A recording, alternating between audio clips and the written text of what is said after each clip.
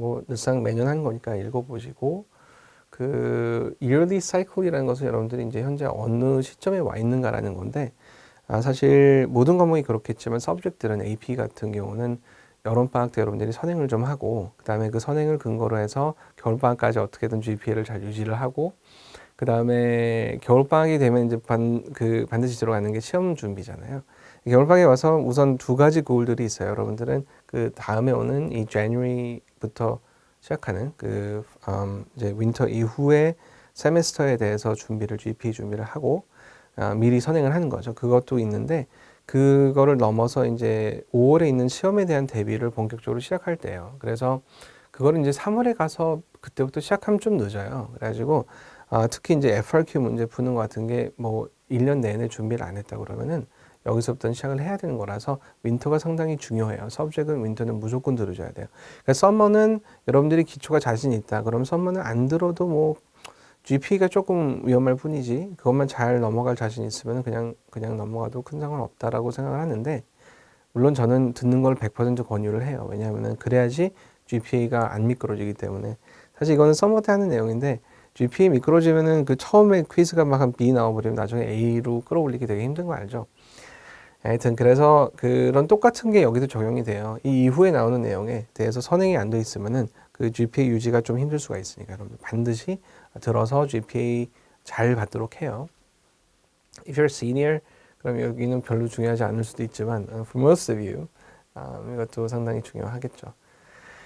어쨌거나 이 방금 말씀드린 것은 모든 서브젝트에 다 해당되는 거기 때문에 그건 다시 얘기는 안 드릴게요. 그리고 어쨌거나 이 윈터 때는 FRQ based analytic problem solving이라는 것은 뭐냐면은 적어도 이때쯤에서는 여태까지 안 했다면 아직 안 했다면 FRQ를 풀기 시작해야 된다는 거죠. 이것도 역시 AP Statistics, AP Computer Science A 둘 다 적용이 되는 거예요. 자, 그러면 실질적으로 강의는 이래요. 그러니까 겨울방학 2주, 이제 크리스마스가 25일이 아마 일요일일 거예요, 이번에는. 다행히 작년, 재작년은 크리스마스랑 이게 전부 다 뭐 갑자기 주중에 있어가지고, 그랬는데, 다행히 왠지 주말이에요, 올해는. 그래서 월요일부터 금요일까지 여러분들이 익스큐즈 없이 매일매일 학원에 나와서 열심히 공부를 하는 그런 해가 될 텐데 어쨌거나 아침으로 됐어요. 작년엔 제가 이걸 저녁에 주로 했었는데 뭐 여러 요구에 의해서 이제 아침 시간으로 바꿨으니까 착오 없으시길 바라고요. 아침에 코딩하면 이제 좋은 점은 뭐냐면은 미국에서 아직 남아 있는 학생들이 들어오기가 조금 편해져요. 그래서 그런 면도 있고 하여튼 이 3시간 강의가 조금 헤비할 수도 있지만 컴퓨터 사이언스는 정말 할 게 많아요. 그래서 특히 이거는 이제 여러분들이 학기 중에 듣고 있는 학생들도 많겠지만 어떤 학생들은 바로 혼자 공부를 해가지고 이제 5월에 들어온 학생들도 있어요. 그러니까 그 두 가지 학생들을 전부 다 얘기를 이제 하려면은 진도를 나가는 게 사실은 처음 앞부분부터 나가야 돼요. 왜냐하면은 일단 학교에서 내 그 여름 때 선행을 들었던 학생들은 그게 이미 익숙해져 있는 부분이 많이 있을 텐데 처음 들어가는 부분들은 사실은 AP 컴퓨터 사이언스 같은 경우는 사실 그 두 가지가 딱 결부가 이게 나뉘기가 좀 힘들어요. 코딩을 좀 해본 사람들은 기본적인 자바 기능을 다 알고 있죠. 그런데 만약에 여러분들이 이거를 만약에 코딩을 전혀 안 해본 사람이다. 그럼 반드시 그 앞부분을 하고 와야 돼요. 겨울 방학 때도 마찬가지고. 근데 그 부분이 조금 어느 정도 기초가 잡혀 있다 하더라도 또는 학교에서 여러분들이 들었다 하더라도 내가 여러분들이 놓친 게 뭔지 알 수가 없어요. 그렇죠? 그러니까 그 부분들을 다시 시험에 재조명해 가면서 공부를 해야 될 필요가 있기 때문에 앞부분을 어느 정도는 나가요. 다만 그걸 너무 익스텐시브하게 하지는 시간이 많이 걸리지는 않을 텐데 그 기초 부분을 하고 넘어가니까 여러분들이 코딩을 어느 정도 익숙한 사람이면 다 들어와도 되는 강의예요.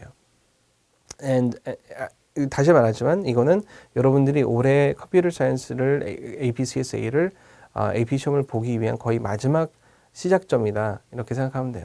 이거 끝나고도 시작한 사람이 있긴 한데 조금 버거울 거야. 힘들어요. 이미 너무 스트레인이 심하지 않게 공부를 하려면은 이때쯤 시작하는 게 맞아요. 그래서 여기서 이제 여러 가지 예를 들었는데 이게 그런 말이에요. Assume slight experience in Java programming. 그런데 만약에 새로 오더라도, 그러니까 내가 해보면은 새로 오더라도 이거 시작하기 전에 조금 자바 신텍스에 대해서만 공부하고 오면 충분히 다룰 수 있게 기초부터 탄탄하게 멀티플 초이스에서 나오는 개념들 전부 다 다시 리파인 하면서 동시에 끝까지 쭉 진도를 나가버려요. 그래서 이제 여러분들이 겨울 이후에 나오는 거에 대해서 완벽한 준비가 되도록 짜놓고 오세요. 하여튼 뭐 그리고 이제 항상 핸즈온이기 때문에 여러분들이 코딩 경험이 많아지니까 아무래도 학교에서 하는 것도 도움이 될 거고, 뭐 공부 FRQ 문제들을 풀어보면서 이런 게 실제로 이런 식으로 나오는구나 그거 가늠하는 것도 충분히 도움이 될 거예요. 컴사는 두 가지가 있어요. AP Computer Science A, 그 다음에 B면 좋겠죠. B가 아니라 Principle이라고 있는데, 사실 P 강의는 A보다 한 단계 전이라고 하긴 좀 그렇고 성격이 완전히 달라요. A는 코딩 강의예요. 그래서 여러분들이 알고리즘을 가지고 어떻게 내가 코드를 만들어내는가, 이게 이제 포인트라면은, 프린시플은 그냥 컴퓨터가 뭐지, 바이너리라는 걸 이용해서 이걸 어떻게 정보를 프로세싱 하는 거지, 인터넷이 뭐지, 크립토그래피가 뭐지, 이런 거에 대해서 전반적인, 그러니까 여러분들이 만약에 컴사를 전공하는 게 아닌데 나는 적어도 컴퓨터에 ignorant하다고 느껴지고 싶지는 않아. I don't want to appear an ignoramus where computers are concerned. 이러면은 이거를 듣는 거를 권해요. 교양 과목. 알겠죠? 그러니까 전공자는 AP 컴사 A를 하세요. 교양자는 프린시플을 하세요. 알겠죠? 하지만 프린시플 이래도 코딩이 들어가요. 그래서 여기서 들어가는 코딩은 굉장히 스크래치랑 비슷한 굉장히 엘리멘터리한 코딩인데, 그래도 까다롭다면 까다로울 수가 있겠죠. 비전공자에 한해서는. 그리고 또 한 가지는 여러분들이 맨 처음 코딩을 start out learning, if you're learning how to code, if you're a beginner, then actually this is a pretty good place to start. 그래서 일반적으로 여러분들이 뭐 한 9학년 때 프린시플을 해보고 10학년 때 AP 검사를 한다거나 뭐 10학년, 11학년 이렇게 페어링해서 검사에 대한 노출도를 점점 높인다고 생각했을 때 이건 처음 들어가기 참 좋은 거예요. 그래서 상식도 많이 알게 되고 이런 게 있었나 싶은 것들도 여러분들이 이제 알게 되고 그런 좋은 과목이긴 해. 그래서 근데 중요한 거는 뭐냐면은 검사 전공하는 사람이 이것만 듣기는 좀 약해요. 그래서 아까도 말했듯이 전공자는 A를 꼭 듣고 B는 들어도 되고 안 들어도 돼요. 근데 B는 만약에 내가 A를 듣기는 조금 딸린다. 그리고 굳이 그렇게 할 필요도 없다. 유사코는 생각도 안 하고 있다. 프린시플 들어도 괜찮아요. 프린시플은 사이클이 좀 달라요. 문제들이 좀 단순하기 때문에 대부분의 학생들이 학교 수업을 따라가는데 그렇게 무리를 안 겪어요. 하지만 again, if you do feel a need for classes, then you need to go for private classes. 여기서 만약에 이제 컴퓨터 사이언스 프린시플을 내가 뭐를 해주냐면은 두 가지가 있어요. 이거는 다른 시험이랑 달라서 약간 아트 같아요. 그래서 아트 프로젝트 같아서 4월 말쯤까지 데드라인이 하나가 더 있는데, 그러니까 시험 바로 보기 한 2주 전이죠. 그때까지 여러분들이 코딩을 해서 프로젝트를 만들고 사진 찍고 비디오도 찍어가지고 제출을 해야 돼요. 그 과정을 제가 감독을 해드리는 게 있어요. 근데 그거는 정말 케이스 바이 케이스라서 I can't do a class for just that. 그래서 여러분들이 개별적으로 문의를 해줘야 되고, 그거는 시간이 많이 안 걸려요. 그리고 이제 5월에 시험을 보게 되면은 4월 중에 아마 한 주말반 몇 번 이렇게 해가지고 한 3, 4회 완성 이런 걸로 짧은 멀티플 초이스 전공반을 전문 멀티플 초이스 only 반을 만들 거예요. 왜냐면은 프린시플은 시험에 FRQ가 없어요. So it's a lot simpler actually.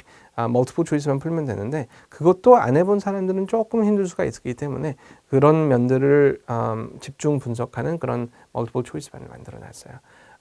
그거는 겨울에는 없어요. 그러네. 그래서 겨울에 이제 시간표가 없잖아요. 그래서 겨울부터 이건 사실 할 필요가 없는데 again, at any point in given time, you can ask for private classes. So, 프린시플은 그런 식으로 접근하면 돼요. 4월 말에 프로젝트, 그 다음에 5월을 대비한 4월 중하순쯤에 주말반 이렇게 해가지고 굉장히 단시간 안에 완성을 해도 5점이 나오기 그렇게 어렵지는 않은 과목이에요.